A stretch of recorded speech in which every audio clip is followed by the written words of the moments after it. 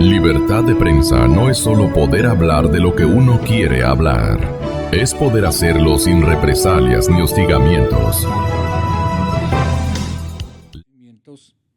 Creo que vamos a satisfacer las inquietudes que tiene nuestra población.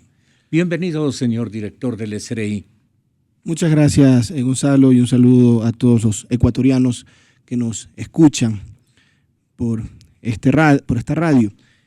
En efecto, tenemos una disminución en la recaudación del orden del 16% de enero a mayo del presente año comparado con el mismo periodo del año anterior. Nosotros desde el gobierno hemos admitido, el propio señor presidente, el propio Frente Económico, que ha existido una desaceleración económica. Nosotros no vamos a discutir, muchos analistas y sobre todo opositores tratan de posicionar el tema de crisis. Nosotros hemos admitido una desaceleración en la economía y tiene una causa que es evidente. El Ecuador tiene una importante participación dentro de sus ingresos, cada vez menor, porque los tributos, los impuestos en general, los ingresos no petroleros han ido creciendo en participación en la última década y la dependencia de los ingresos petroleros se ha disminuido. Pero no es menos cierto que sigue siendo, más allá del aporte que generan los ingresos petroleros al presupuesto general del Estado, que no es el principal rubro, lo son los impuestos internos y también se incluyen los tributos aduaneros. Los ingresos petroleros sí, en cambio, en la economía corresponden al principal producto de exportación. Y ha tenido una caída, usted sabe, Gonzalo, desde los últimos meses, principalmente desde el último trimestre del año 2014 hasta la presente fecha, en que afortunadamente en los 2 últimos meses se ha notado una recuperación, está en torno a... ¿Y esa recuperación? Bueno, son factores geopolíticos, factores de producción internacional. Nosotros nosotros no somos de los principales productores, o sea, no somos formadores o determinantes en el precio. Asumimos un precio internacional de un commodity, como son los precios internacionales de los commodities, de otros metales preciosos, de cobre, del oro, también de productos agropecuarios como grano. Son commodities que los fija el mercado, la composición, las relaciones de intercambio. Y en este contexto, el Ecuador... En esta parte del terremoto sí creo que nos complicó un poquito escenarios como los de su provincia, por ejemplo. Hay una disminución.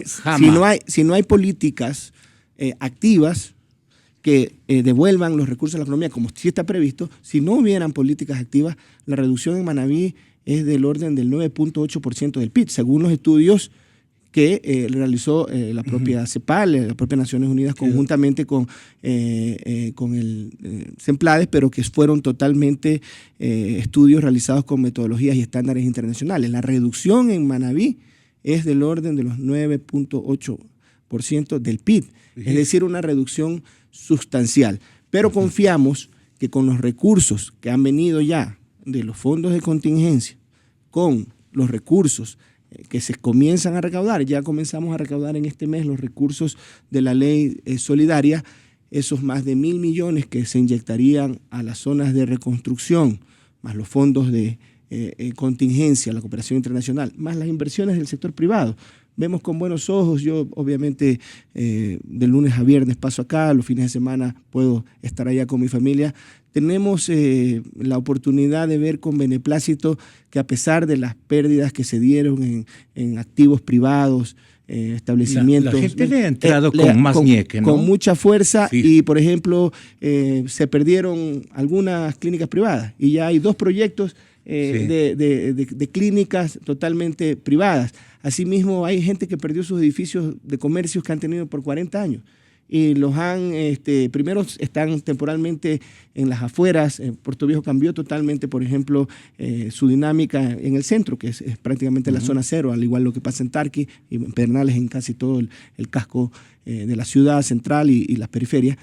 Pero ya están planteando nuevos proyectos y también con las ayudas estatales, con la ayuda del gobierno, con Ban Ecuador, con CFN, por ejemplo, en el sector de Jama y de Pedernales, que es un sector de producción camaronera. Camaronera, eso vimos ya, que se está activando de nuevo. Se está activando de nuevo a pesar de las graves afectaciones. Hubo camaroneras que perdieron prácticamente toda la totalidad de su... Y en el caso de la infraestructura... Las que están cerca Pedernales. Toda la que es entre Jama y Pedernales, el sector de Cojimíes no fue tan afectado por el primer terremoto, pero por las réplicas sí.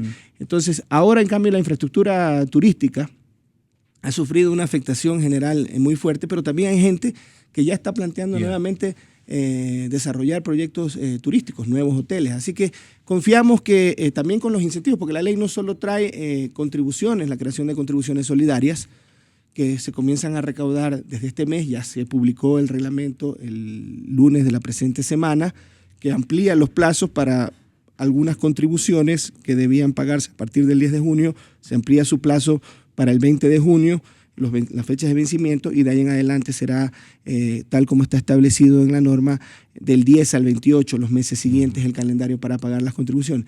Nosotros confiamos en que a pesar de esta disminución de la recaudación, que tiene dos explicaciones básicas, lógicas, hay una disminución sustancial del orden de 7 puntos del PIB, de 7 mil millones en las exportaciones. Y hay una disminución. Va a explicar la evolución de... Sí, y hay una disminución de la recaudación. Hay una disminución de las exportaciones, es decir, menos dólares han ingresado a la economía en un año, el equivalente a 7 puntos del PIB, 7 mil millones de dólares menos, principalmente por la caída de los precios del petróleo. Luego, 6 puntos en el ajuste fiscal más importante de la región entre 2015 y lo que va del 2016, tanto en proyectos de inversión como en gasto corriente del gobierno. ¿Qué hace eso?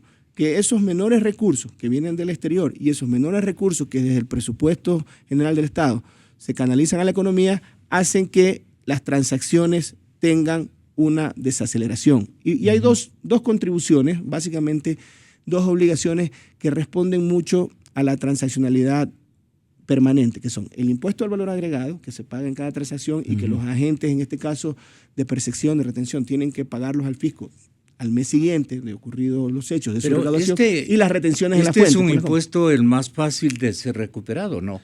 El IVA. Sí, el IVA es un impuesto sencillo de recaudación. Tenemos menores niveles. Ecuador tiene las tasas más altas de la región en eficiencia en la recaudación del IVA, a pesar de tener las tarifas más bajas. Este incremento, que es temporal de 2 puntos, nos deja todavía como el tercer país en Sudamérica con la tarifa más baja del IVA, solo superado en este caso por Venezuela y por Paraguay. ¿Constituye la tarifa más baja, dice? Es la tercera más baja de Sudamérica y en la región la quinta. Solo en Sudamérica, Venezuela y Paraguay tienen unas tarifas más bajas que la que tiene el Ecuador. En este caso, este incremento temporal de 2 puntos, que puede durar máximo un año, porque la ley señala que incluso si las circunstancias fiscales así lo permiten, se puede reducir el plazo de vigencia. Esta contribución temporal de 2 puntos, que no aplica para Manabí y para Esmeraldas, fue una medida que se tomó ante la magnitud del desastre del terremoto. Nosotros como política, como visión de política fiscal tributaria, priorizamos los impuestos directos. Por eso la Constitución señala en su artículo 300 que se deberán priorizar los impuestos directos y progresivos. Esto es algo temporal, coyuntural. Termina eso, volveremos al 12%. También se ha puesto un estímulo temporal de 2 puntos adicionales de devolución por el uso de medios electrónicos, en este caso concreto del dinero electrónico. De manera general se mantiene en 2 puntos. Después de que acabe esta disposición temporal del incremento del IVA de 2 puntos, se mantiene el beneficio del dinero electrónico en 2 puntos y el beneficio también para otros medios de pago digitales como la tarjeta de débito, la tarjeta de crédito, la tarjeta de prepago, con 1 punto. Y yo sí pienso, solo complementando un poco lo que me antecedió en la palabra, en la entrevista, el gerente del Banco Central, Diego Martínez. También hay otras políticas que lo que pretenden es claramente también desincentivar el uso del efectivo, que tiene costos adicionales y que tiene riesgos adicionales. Por ejemplo, en tarjetas de crédito al exterior, antes se pagaba desde el primer centavo. Hoy hay una exoneración hasta $5,000 por persona. Entonces, ¿eso qué hace? Que la política sea coherente. Se está viendo claramente que lo que se pretende es estimular el uso de medios de pago digitales. Nadie podría decir que se está poniendo un beneficio para consumir con dinero electrónico en el exterior. No hay tal. En este caso serán solo los consumos beneficiados con tarjetas de crédito y tarjetas de débito, porque el esquema de dinero electrónico funciona aquí totalmente respaldado y como un medio de pago más.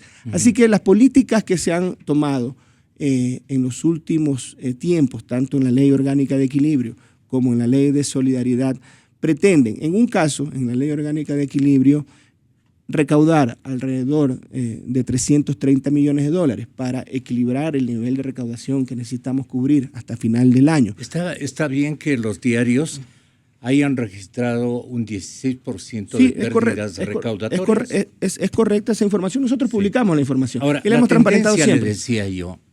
La tendencia en el mes de marzo, por ejemplo, y el mes de mayo son los 2 meses más bajos en la disminución del IVA, 11% en cada mes. Tuvimos una disminución más fuerte durante los meses de febrero y abril, pero en el mes de mayo, que es el último que refleja las transacciones de abril, pese a que los plazos se ampliaron para los contribuyentes de Manaví y Esmeraldas, que tienen una participación significativa en la recaudación, se ampliaron, se difirieron por las condiciones por el terremoto, por las condiciones de orden administrativo, de orden económico de los afectados por el terremoto, se ampliaron esas obligaciones. La parte administrativa también debe haber sufrido un ligero colapso hasta reordenarse. De hecho, en la ley solidaria se estableció el diferimiento de todos los plazos administrativos, porque estaban decurriéndose plazos para presentar ¿Qué daños dejó el terremoto a nivel de desorganización del sistema informático, por ejemplo? Bueno, afortunadamente el sistema informático del Servicio de Rentas Internas está totalmente respaldado, está totalmente centralizado. Toda nuestra operación es totalmente desconcentrada. Ya. Pero se ha migrado, por ejemplo, todas las declaraciones ya se hacen por Internet. Ya, el esquema de facturación electrónica, que ya tiene más de un año y medio de vigencia, funciona muy bien. Es verdad que por ahora solo es obligatorio para contribuyentes especiales, contribuyentes exportadores, que son contribuyentes de una mayor transaccionalidad económica. Las facturas están totalmente respaldadas, las declaraciones, la información de los contribuyentes está totalmente respaldada en nuestra base de datos y tenemos obviamente una réplica, tenemos en Quito nuestra base central y tenemos una réplica en Guayaquil, así que la información magnética no tuvo ningún inconveniente. Pero la información física en las oficinas administrativas de los contribuyentes, por ejemplo, si alguien tenía un hotel, un comercio y colapsó todo ese edificio, van a tener obviamente inconvenientes. Hemos primero ampliado los plazos.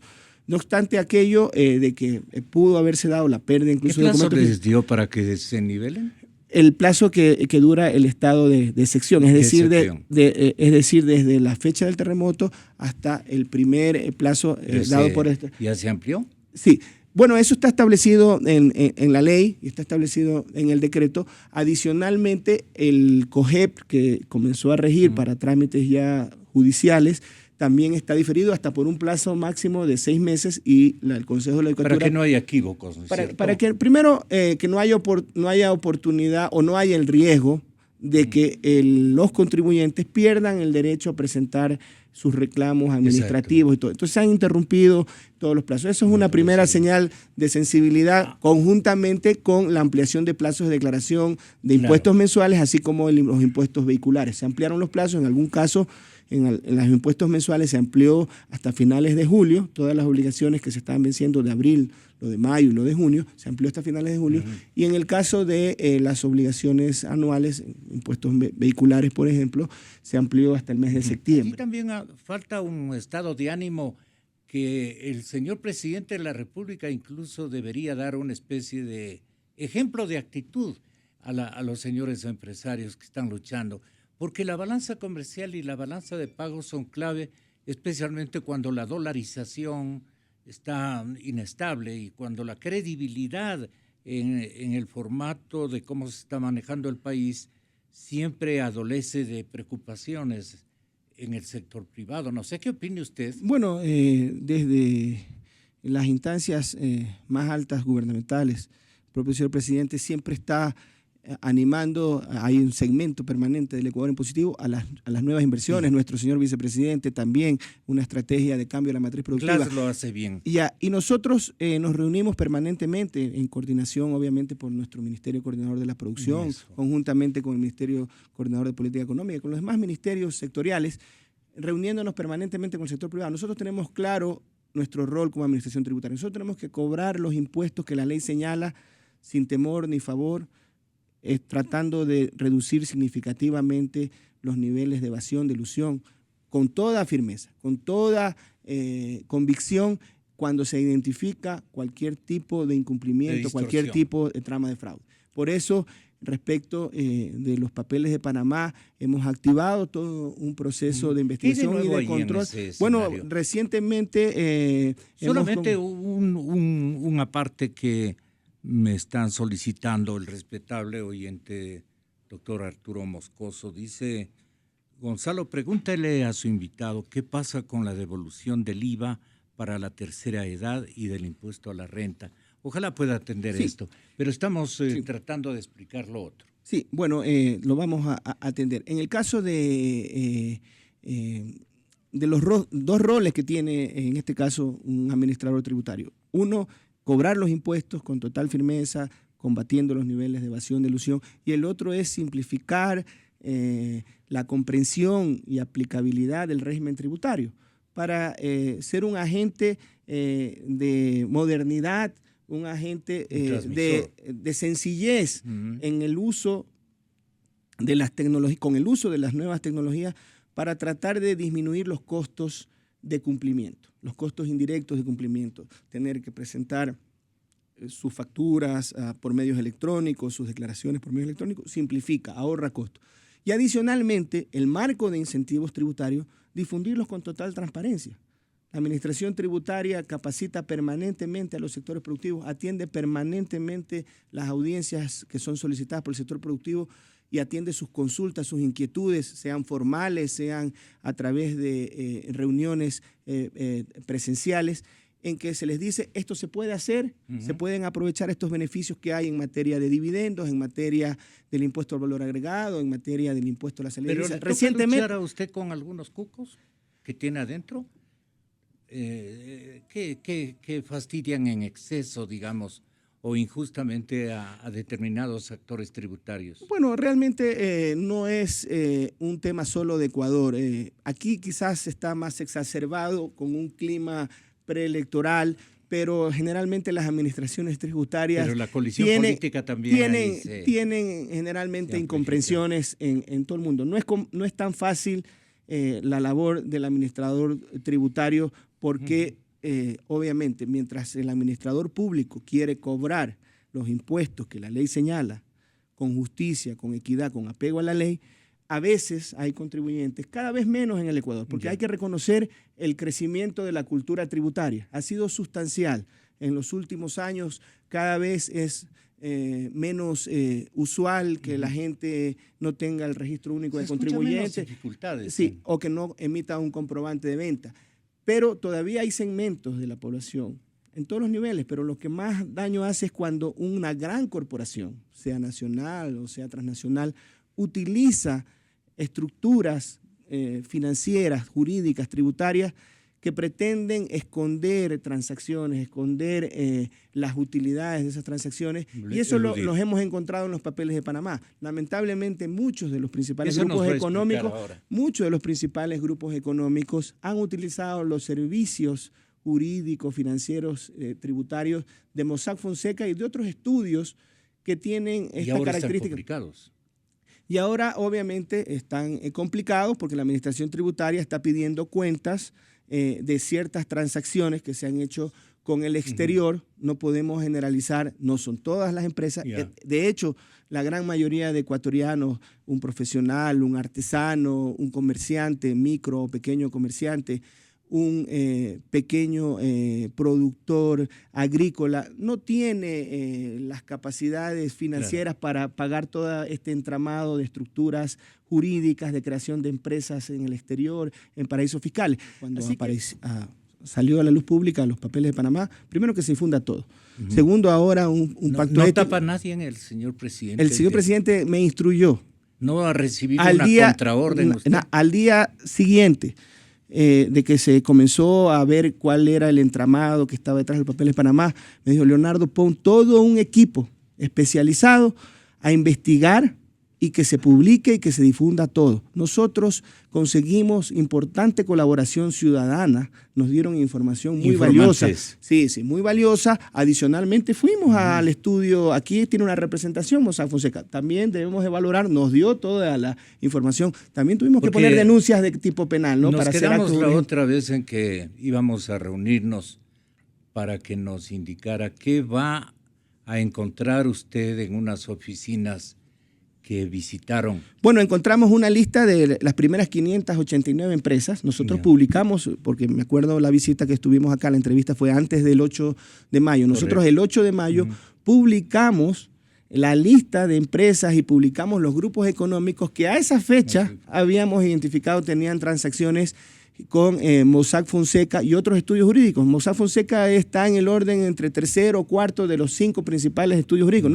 Primero no es el único, y Panamá tampoco es el único lugar donde se constituyen empresas offshore. Así que nosotros publicamos esa información que les invito a ver y que estén atentos porque en los próximos días publicaremos la información actualizada de los principales grupos económicos con ya las transacciones, con la cruce de información que hemos hecho con la base que publicó el Consorcio Internacional de Periodistas el 9 de mayo. En primera instancia ellos publicaron 1.850 empresas. ¿Qué tal el trabajo de los periodistas?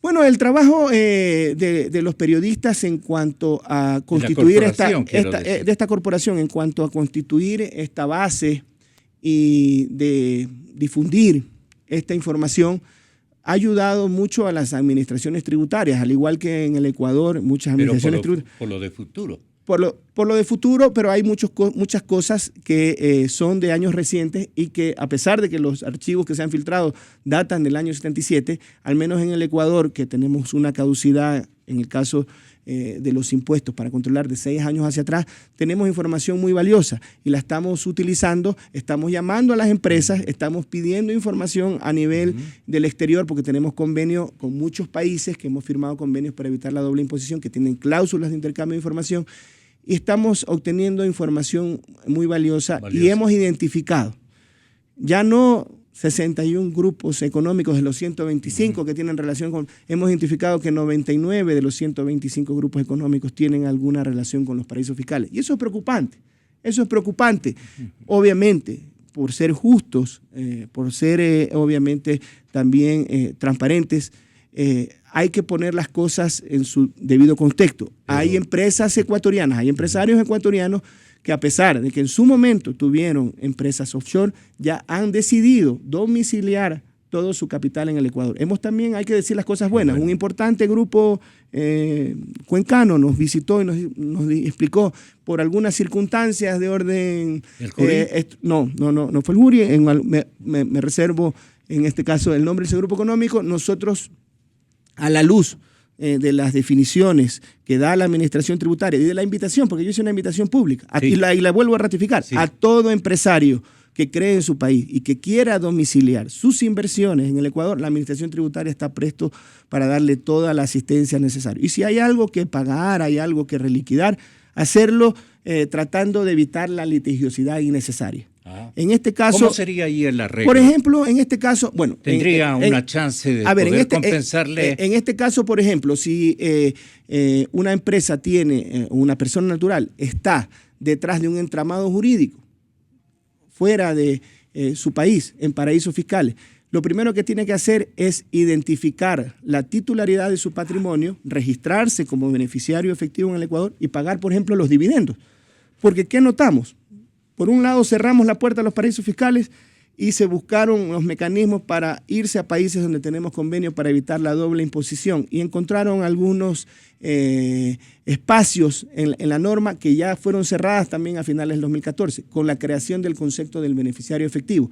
Ya algunos empresarios que en su momento tuvieron empresas domiciliadas en paraísos fiscales ya han transparentado su titularidad, porque el Servicio de Rentas Internas ha creado normas para que se identifique, para que se transparente quién está detrás de esas compañías en el Ecuador. Y eso se puede apreciar en la publicación de la conformación y la estructura de los grupos económicos del Ecuador, que la norma señala que deben publicarse tanto su conformación como su comportamiento tributario. ¿Dónde se ubica eso? En la página www.sri.gov.es, y eso lo venimos publicando desde inicios del gobierno. En el 2011 incorporamos la información de las accionistas, de las sociedades accionistas en paraísos fiscales de los grupos económicos. Adicionalmente, ahora vamos a publicar importante información, resultado del procesamiento de las bases de datos que publicó el Consorcio Internacional de Periodistas. Y nosotros nos hemos encontrado con la novedad de que no son 1.852 empresas, que no solo son 900 beneficiarios, que no solo son 324 intermediarios, sino que son muchos más, que por algunas circunstancias los periodistas internacionales no pudieron asociar con el Ecuador, porque las empresas se constituyeron fuera, obviamente, sin identificar necesariamente, tratando de esconder el origen, sin identificarse como ecuatorianos. Pero nosotros, a través de esquemas, obviamente, de uso de minería de datos, de la tecnología, hemos podido encontrar muchas más empresas, centenares de empresas adicionales que tienen relación directa con el Ecuador y algunas miles más que tienen relación potencial y de riesgo con el Ecuador. Entonces, nosotros vamos a publicar eso. Ha sido un procesamiento muy fuerte, estamos cerca de 100 funcionarios trabajando solo en esta trama. Esto nos ha cambiado el plan de control, a reorientarnos, a cubrir estos riesgos de la utilización de empresas offshore, fideicomisos, fundaciones, y que lamentablemente perjudican fiscalmente al Estado, pero no solo perjudican fiscalmente al Estado, perjudican la economía, porque esa fuga de capitales en una economía dolarizada que demanda de que la circulación de dólares esté en nuestro país, realmente constituye en una traición, un atentado, una traición artera a su propio país, porque esos recursos que se generan, esas utilidades que se generan utilizando la infraestructura, haciendo negocios en el Ecuador, en vez de financiar el desarrollo, manteniendo esa liquidez aquí, se remite afuera y obviamente con intereses opacos o ilegítimos. Así que nosotros como Administración Tributaria y como gobierno planteamos el pacto de contribuir con los impuestos que la ley señala, evitando cualquier forma de elusión, evasión y la utilización ilegítima, más allá de la legalidad, la utilización ilegítima de empresas offshore en paraísos fiscales. Me da la impresión de que el presidente está muy interesado en estos temas. Bueno, él es un experto en materia económica y en la parte de finanzas públicas y entiende muy bien la parte tributaria. Seguramente él se dice a sí mismo, allí hay mucho dinero. Bueno, y debe decirle a usted, mira, aquí tienes para el Estado un montón de plata. No solo para el Estado, que es muy importante que los impuestos que se hayan evadido o eludido se paguen, sino para la economía, que esos recursos vengan, primero se transparenten, donde deben estar y que permitan el financiamiento del desarrollo con equidad, con solidaridad, con justicia social. Así que nosotros tenemos la convicción. Falta acentuar en la calidad del gasto nomás. Bueno, y que no se roben algunos, como decía don Buca, algunos compañeritos. También en ese sentido hemos recibido la instrucción de que sea quien sea, y por eso nosotros hemos puesto denuncias, en este caso, hemos puesto denuncias y por eso hay una persona detenida, porque identificamos transacciones y pusimos una denuncia conjuntamente con el secretario jurídico de la presidencia en el caso del exgerente Petroecuador, y hemos aportado toda la información a la Fiscalía y seguiremos aportando cualquier hallazgo, sea de quien sea. Pero también hay que decir que principalmente el tema está misterioso, que si usted quisiera llevarles a la cárcel. Pero hay que decir las cosas como son. En las principales esquemas de evasión, de ilusión, están en el sector privado. Los temas internos, nosotros como gobierno los estamos combatiendo. Tenemos la directriz del señor presidente de ser los primeros en alertarle y denunciar cualquier hecho incorrecto que cometa un funcionario público. Pero en el tema de la evasión de los grupos económicos está en el sector privado. Y eso tenemos que ser conscientes y coherentes. porque los grandes grupos económicos les corresponden a empresarios privados y nosotros estamos... ¿No le ha llamado Alex Bravo que quiera conversar con usted para informarle tal vez de... Bueno, él tendrá que comparecer... ante los jueces. Ya está obviamente detenido. ¿Pero le interesa también al SRI? Bueno, nosotros... Tal vez alguna declaración. Bueno, nosotros le hemos pedido información ya en la vía administrativa, a pesar de que él está detenido. Él tendrá que responder por las empresas... Este hombre debe saber bastante, ¿no?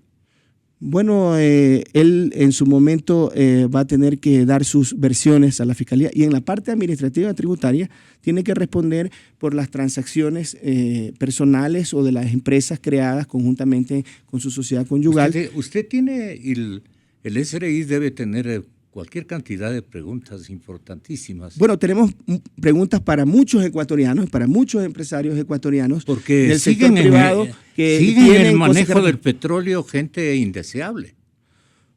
Bueno, cada quien deberá responder por sus acciones. Y ellos saben que estoy diciendo la verdad. Bueno, en el caso yo le puedo decir las instrucciones muy precisas que recibió el señor presidente de que se combata cualquier tipo de incumplimiento y nosotros estamos actuando apegados a la ley. A nosotros nos interesa que todo ecuatoriano cumpla con la ley en lo tributario y en los aspectos de ética pública y de ética privada. La ética no tiene obviamente solo un direccionamiento para lo público. Éticos hay que ser en el servicio público y en el sector privado. Respecto de la pregunta que me hacía el directo amigo, el señor Moscoso, efectivamente hemos tenido un retraso por el que pedimos disculpas a la ciudadanía.